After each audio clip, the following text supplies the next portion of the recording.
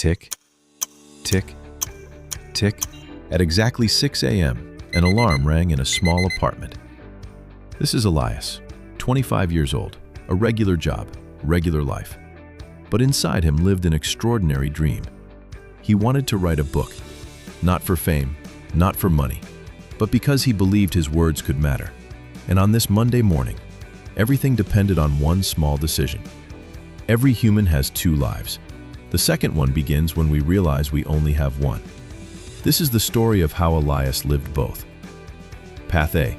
Elias the procrastinator. The alarm rang. Elias opened one eye and hit snooze. "Tomorrow," he whispered. "Tomorrow I'll start. Tomorrow I'll have more energy. Tomorrow I'll be ready." Weeks passed, then months. He watched videos about writing, bought expensive notebooks, saved motivational quotes.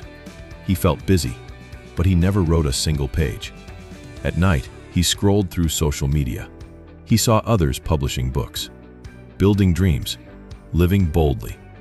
And deep inside, envy quietly grew. Not because he hated them, but because they were living the life he kept postponing. But on the other side of the screen, the alarm rang, and this Elias sat up. Not because he felt motivated. He didn't. He was tired. His eyes were heavy, but he made a promise. Just 15 minutes before work. That was all. The writing was terrible. The sentences felt awkward. Some mornings he stared at a blank page, but he kept showing up. 15 minutes, again, and again, and again. He went to work tired, but strangely satisfied, because while the world slept, he had kept a promise to himself. 5 years became 10, and small choices became different lives. Elias still worked at the same job he disliked. His dream survived, but only as an idea. Sometimes he told friends, "I have an amazing book idea.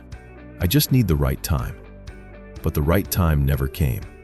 His smile looked normal, but behind it lived a shadow. The shadow of, what if? What if I had started? What if I had believed in myself? What if tomorrow had become today? This Elias finally finished his first manuscript. It wasn't perfect, and it wasn't a bestseller. But something magical happened. The first book led to the second. Readers appeared. A small community formed. Doors slowly opened.